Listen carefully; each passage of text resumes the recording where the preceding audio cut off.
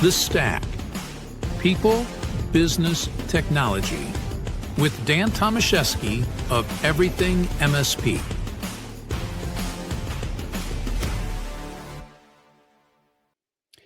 Hello, everybody. Dan Tomaszewski here. Welcome to another episode of The Stack, where we focus on people, business, and technology. Today, we are diving into something that most MSPs overlook in cybersecurity: governance. It's not flashy, but it could be the difference maker for your clients and your bottom line. Let's break down why governance, not tools, is the real secret sauce. Now, joining me today, I've got Mr. Brian Doyle.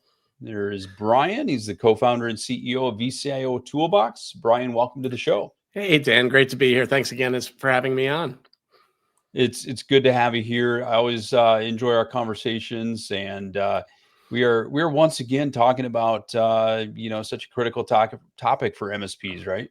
Yep. I mean, some days I feel like I'm a one-trick pony, right? It's all about oversight consulting and those kind of topics with me, but they're important ones, right?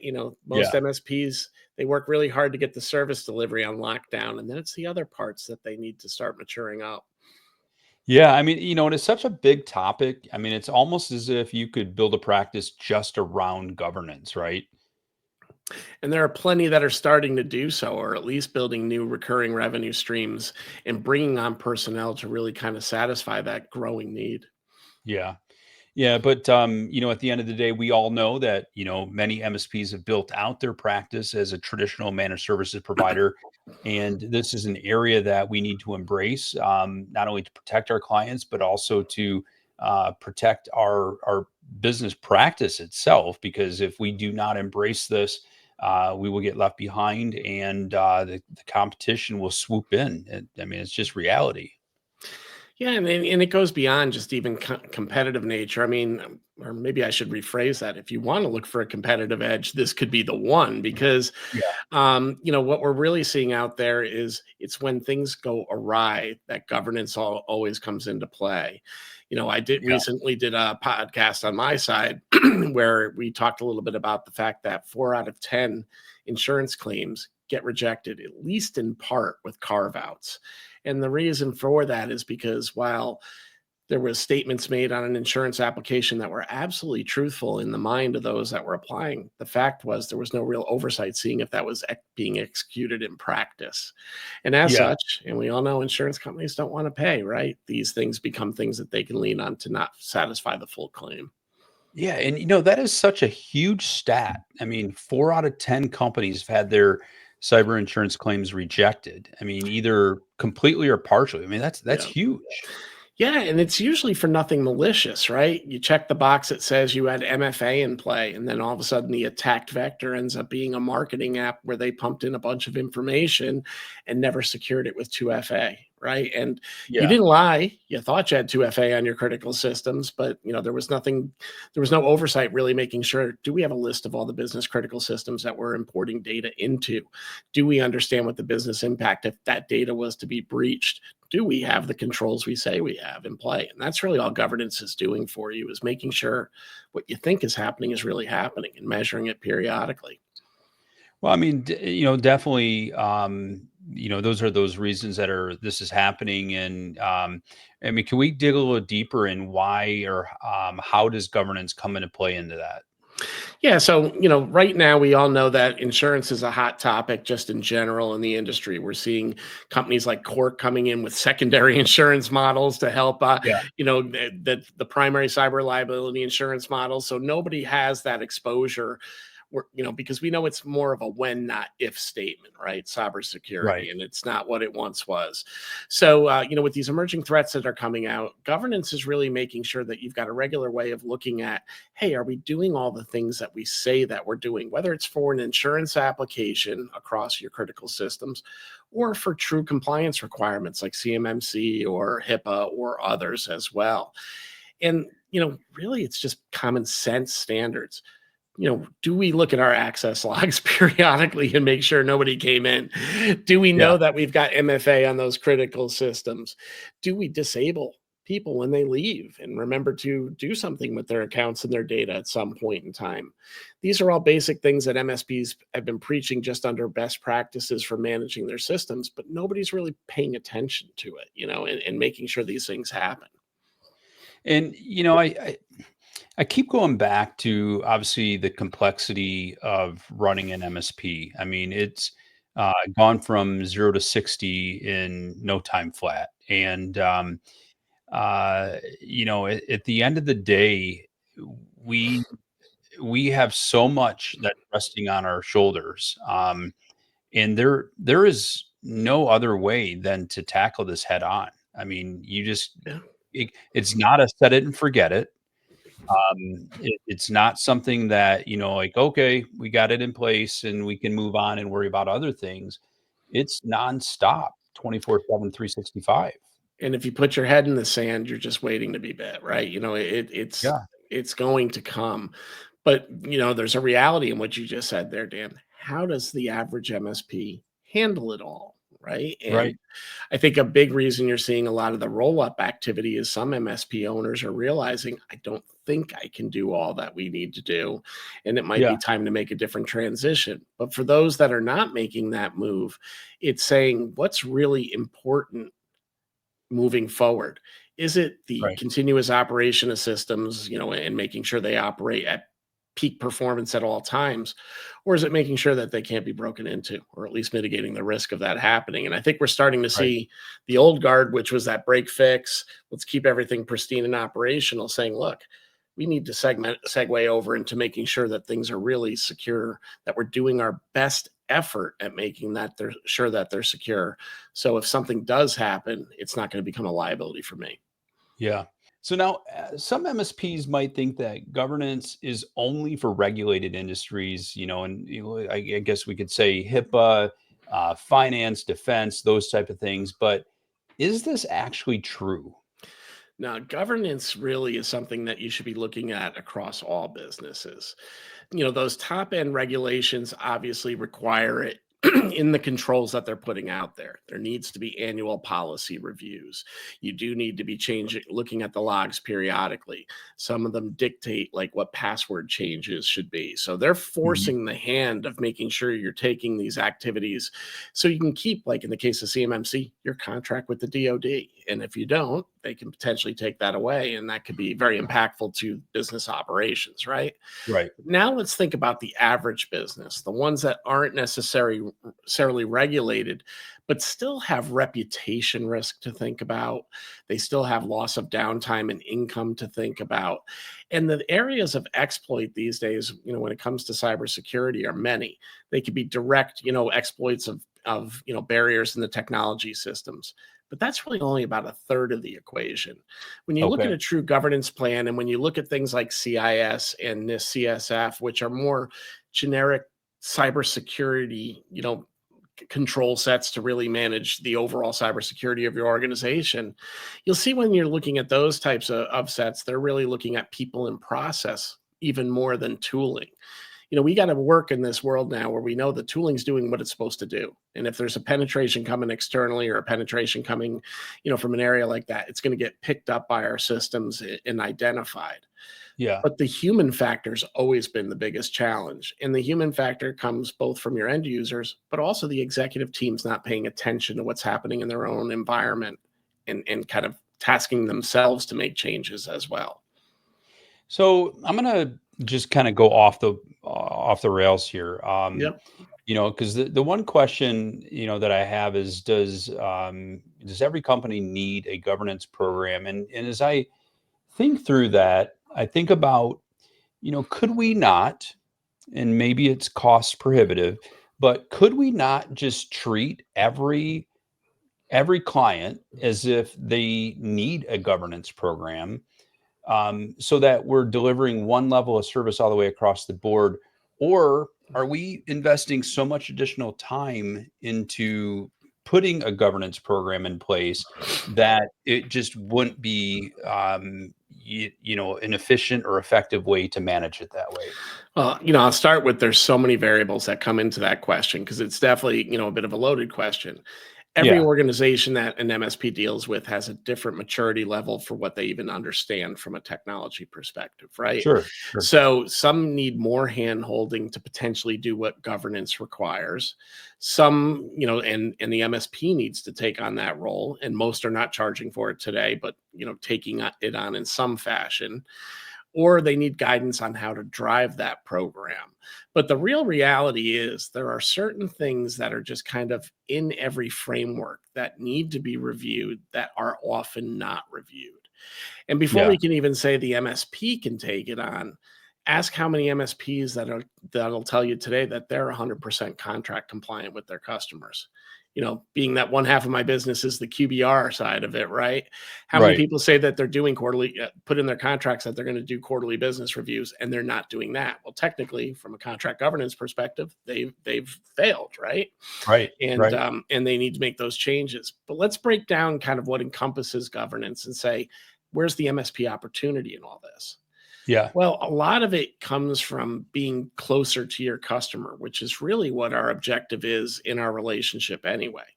We're known for our service delivery, but we can get pushed into the commodity bucket sometimes there, Yeah. by our clients. And if we want to really raise up, how do we penetrate that C-suite? And that's been, the mystery since day one of doing managed services. It used to Correct. be, how Yeah. do you get the right people into the QBR? But I'd argue now it's, how do you get the right people to know what the risk is?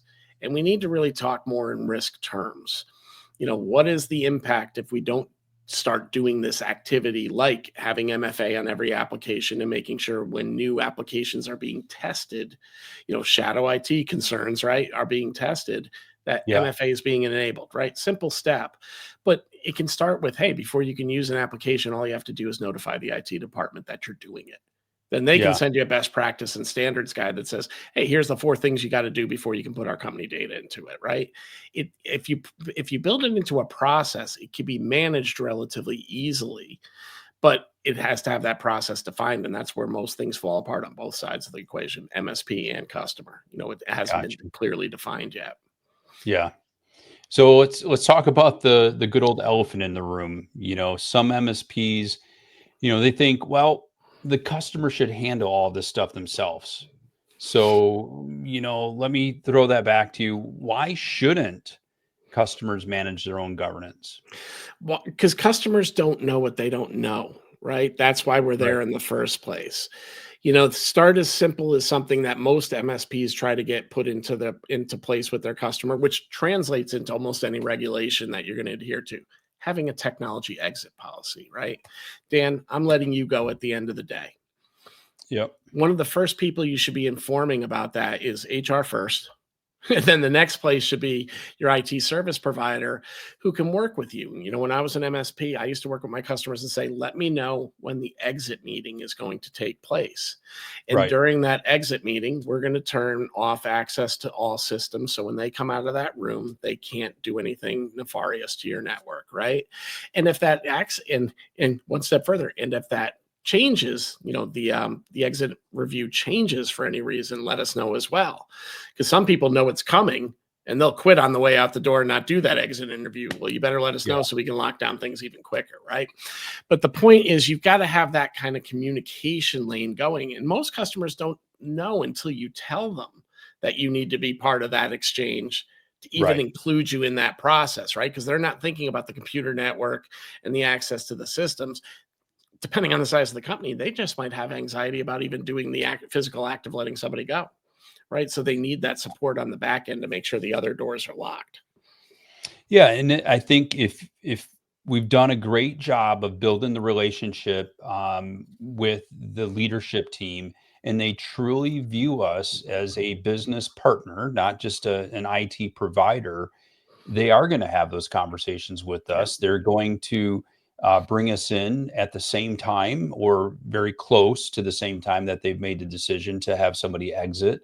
They're not going to be fearful of making that notification to us, and they're going to talk through the different concerns that they have, and that's where we jump in, and we should very quickly be able to go over with them, what are the things that we're locking down? What are the areas that we're going to, ensure that as that person is exiting, that their business is protected.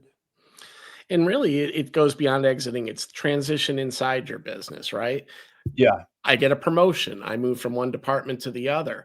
Realistically, if you want to keep least privilege rules within your environment, I should be turned off from access to some systems and brought into access on other systems. This has nothing to do with me individually. It's just making sure that you're limiting the systems to the right roles. And again, this is something that a customer doesn't think about, but falls into kind of basic governance tenets and things that most MSPs are trying to communicate to their clients anyway, but get mixed results from from the customer, because they really, Right. without pure guidance, don't really understand. And I can go down a list of things, but another big area is policies, right? If you talk to a customer, they may have not changed the policy in their handbook since the day that handbook was finished, printed, Yeah. and result. But we've got new considerations, like think about AI, that we have to consider as part of acceptable use terms, as part of computer use terms. These are new technologies which continue to emerge in our world all day that have to be incorporated into your policy set, sometimes dictated by those compliance, bodies Yeah. that we talked about, but sometimes just for good old fashioned, I don't want to be litigated against down the road, right? Right. And these are another area of where governance comes to play, but governance becomes practical, just good old business sense, right? And Yeah. making sure that you have annual reviews of the policy. Do they still meet the needs of my company? Have things changed? Either from the company perspective or from the technology landscape perspective that require us to update these policies and get them back out in front of our clients.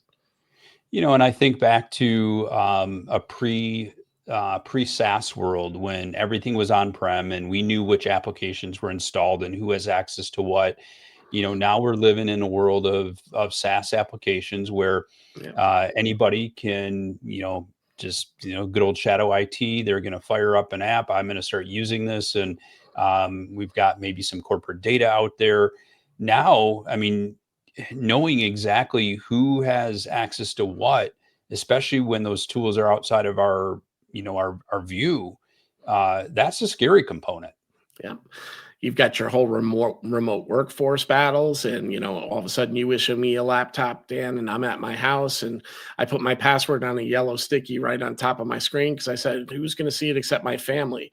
And then little Johnny comes in the room and goes, cool, I can go on mommy's computer and play Worlds of Warcraft, or whatever Right. out there. And next thing you know, they've introduced themselves into, they've auto signed into some application on a browser, and now they're in there. Right now, these are all not malicious actions, but these are things that could nullify a claim if it was determined it came from that machine, Right. or cause a data leak of some sort within your business. And really, when you think about governance, think of the word govern, and it's really just kind of saying, hey, we need to put some sort of structure, some sort of framework on all these activities that we're going to do, and make sure that somebody's watching over them and saying, hey, are they being used appropriately, or do we need to tighten it up? And that all goes back into that building a culture of cybersecurity as well, where people feel empowered to say when they have made a mistake. We want people to go, hey, I clicked something and it might have been phishing, so we can investigate early and not eat their lunch, versus making them feel badly and then they don't want to tell you, because it's going to make that governance process even harder if people don't feel okay about saying, hey, I goofed. Yeah. And say that within the first 5 minutes when the goof's not going to be as big. Right. Yeah. Having that culture of it's okay. We're all human. We make mistakes.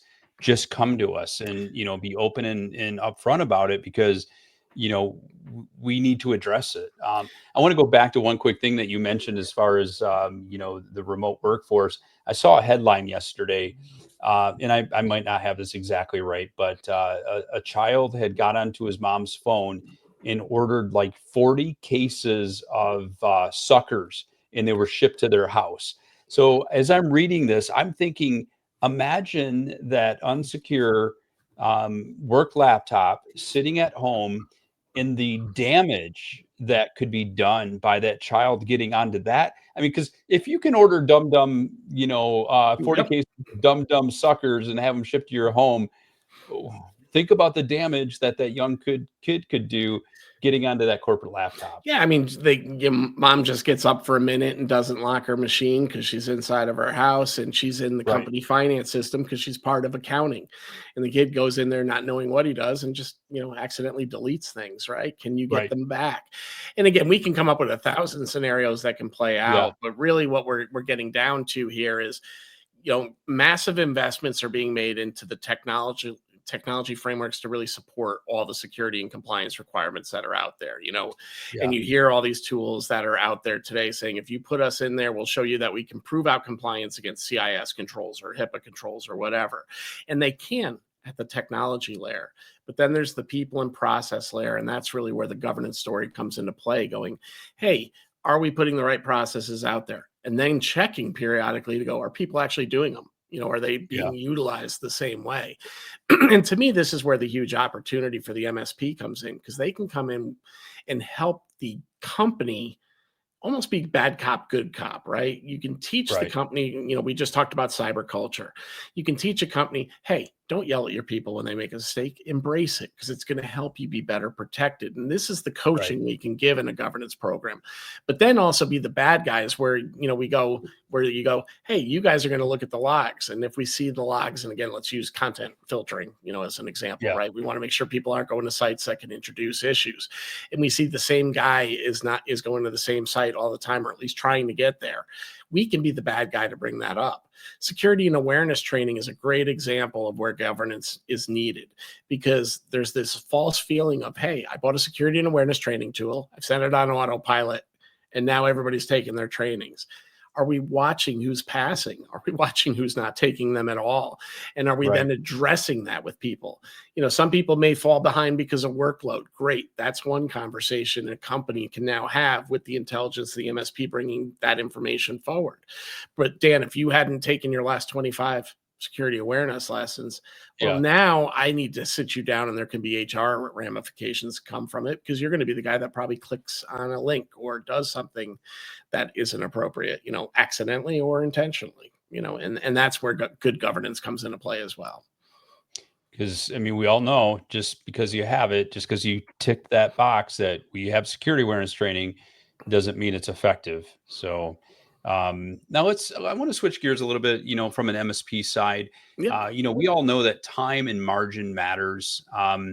What is the business case for offering governance as a service? Is this profitable? Is it scalable? Tell me more on that. Well, I think you're seeing more and more, right, the story of compliance coming into the MSP community as a whole. And as more and more they're being held to these benchmarks, by various governing bodies, CMMC being the big one right now, because, that's in place and now it's actually, have its teeth. It becomes an extension of what they're doing today, but it does require a different skill set. You need a little bit more analyst, more, business savvy type individual in this role, generally. So you are seeing MSPs go, how do I approach this? Some are building in-house teams, some are building outside teams. Can it be profitable? Immensely, but you still have the challenge of introducing this new requirement to the customer and getting them to look at it as an on-top, investment. We are seeing people, and we had the same problem when we brought our security stacks, into our client environments. We were selling them MSP for X, and now we're telling them all of a sudden they need all these security tools that they didn't have a year ago. And it took time for them to understand, oh yeah, we do need these tools in order to better safeguard ourselves. I think at large, customers are much more in tune with the emerging cyber threats. They're found every day on TV now, as opposed to being something you heard every once in a while. Everybody's received a letter telling them at this point that their credentials have been breached, and that they're now on, credit monitoring or whatever from that company.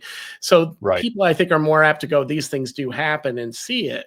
But now it's kind of educating them. Hey, now we've got all the tools and the infrastructure in place. We've got testing going out to the people, but do we know these things are actually happening? And do you have the right controls on top of that? And are they being looked at regularly? And are we preparing appropriately for those audits if we are held to that? And that's really where the governance opportunity opens up. And those that have made those investments along the way should see this as being the next unfortunate investment. And I don't mean that negatively, but it's more money that each of us has to spend as a company to do the right thing. You also talked about how the frameworks like NIST, CIS controls are putting more emphasis on governance. So, what I'd like to hear a little more from you is how how you break this down to what that shift really means in the practice for MSPs and their clients. Well, if you think of just the NIST CSF framework, right?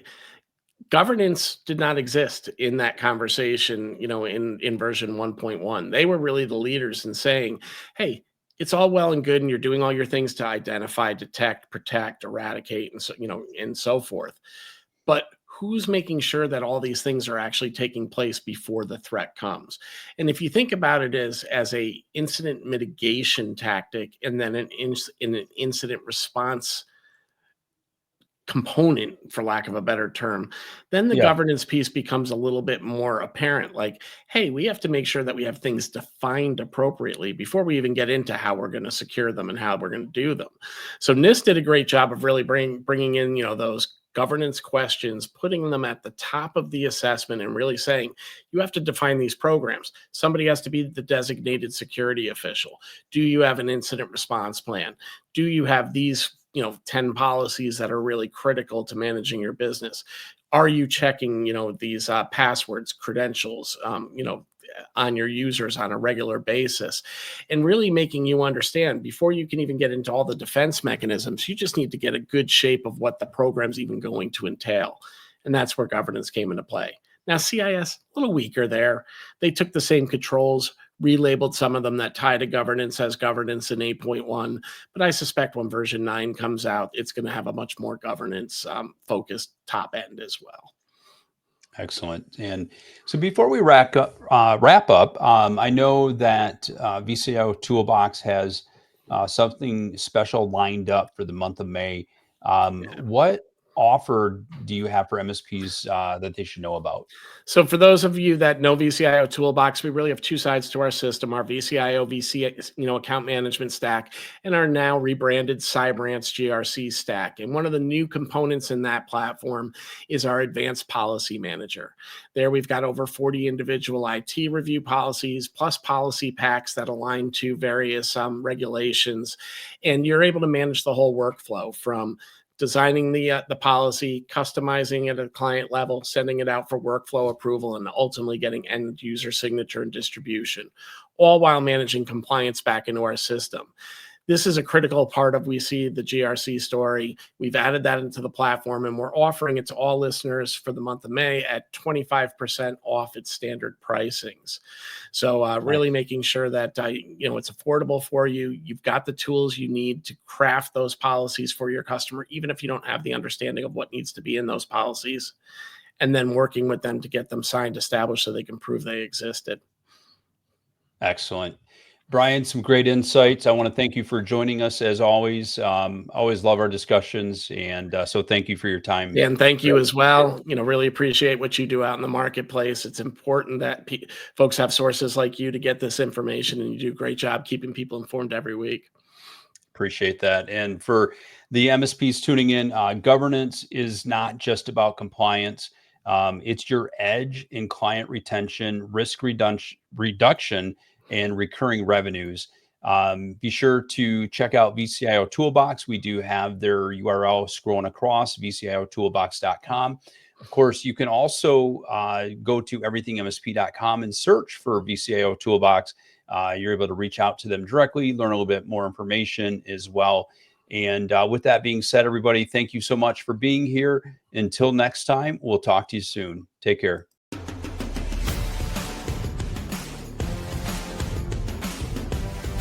Thank you for listening to The Stack.